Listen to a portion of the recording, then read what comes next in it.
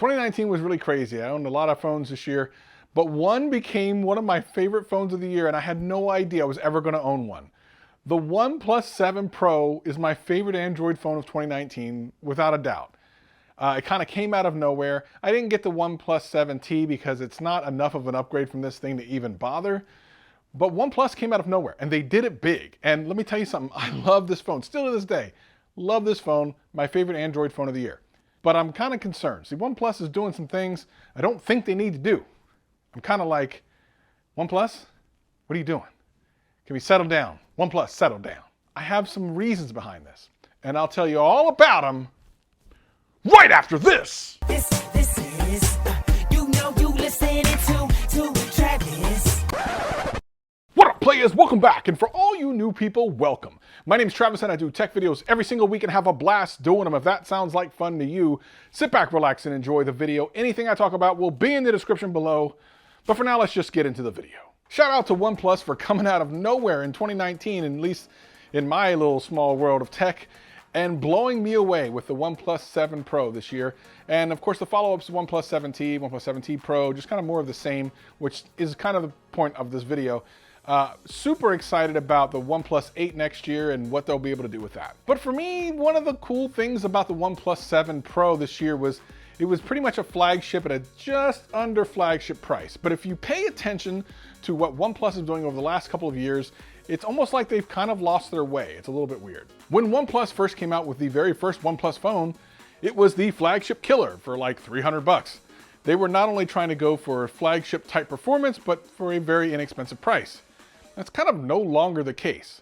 You could argue, of course, that they've kept their price going up in proportion to what the top end of the flagship pricing would be.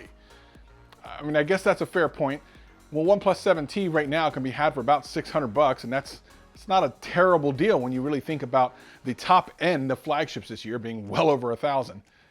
But it does seem to kind of go against what they had started out doing, which was really bringing flagship performance at a really inexpensive price.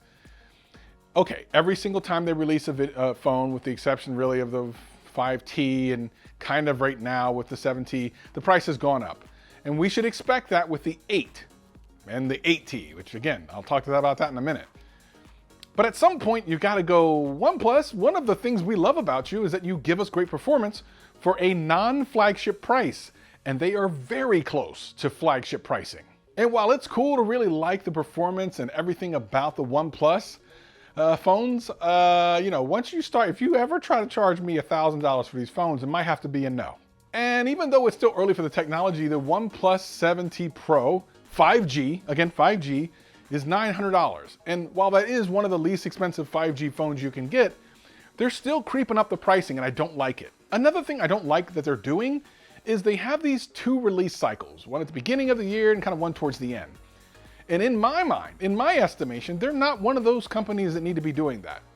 Actually, to be perfectly honest, I don't think any company should be doing that. You have Samsung dropping the S series and the Note series. They've been doing that for years, and that's kind of been okay because at least those types of phones were really different. The Note series was more for productivity and the S series was for everyone else. Now Apple is rumored to be kind of doing a 2-release schedule next year as well. And OnePlus has been doing the 2-release schedule since the 5T. I don't like this. Listen, I don't like that they're doing so many release schedules. Stop it. While the industry is moving towards a dual release cycle, and that's what people are doing, it's not really necessary. Like, come out with a phone once a year. Why do I need to look at 2 different years? Why do I need to wait from the beginning of the year to the end to see which one of your phones you release is the one that's for me? And with smartphone sales still not skyrocketing, I mean, they've been going down for the last several years, to release more phones seems kind of counterintuitive. Why would you release more if less people are buying phones? More importantly, I just think this goes against what most people need. They don't need so many options. It's good to have lots of options, that's great. But the reality is at some point, there's too many options. Give me one release. I wanna know what the OnePlus options are one time a year. I wanna know what the Apple options are one time a year. And Samsung, I used to get on with this. I used to get on with the Note and the S series. Just come on. One time. I'm tired of this. The reality is this. Most people aren't buying 2 phones. If you release all of your phones and establish specific customers for each phone, you only need to do it once. One time a year. Most companies do this to stay within the front of the news cycle so that you're always talking about them. As a matter of fact, if you think about it, most press over the last couple of months have been all about the iPhone because, well, it was the last thing released. You don't hear much about even the Galaxy Note 10 much anymore. It's almost kind of fallen away. Now we're talking about the OnePlus 8. So I get that. But someone, be brave enough. Show that courage, Apple, where you only release one product a year. Can someone show some courage and only release phones once a year? We don't need multiple release cycles. We just don't. Do your phones at the beginning of the year, maybe your tablets at the end, something different. Let me concentrate on one thing, man. I don't want to wait for the OnePlus 8T to know whether I want that or the 8. Just give me the 8T to begin with. What are we doing? I don't know. What do you think? Leave me comments below. I know you're going to be all over this.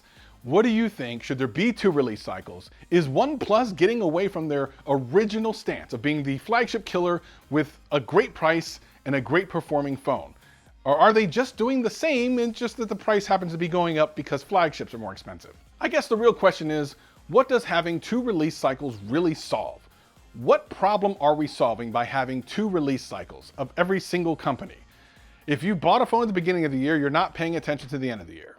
If you're going to buy a phone at the end of the year, you're not going to pay attention to the first part of the year. Just put it all in one time. I don't get it. Regardless, I'm probably still getting the OnePlus 8. I probably won't get the 8T. I'm just frustrated by that. Well, I don't want an 8 and an 8T. I don't want that. Do you want that?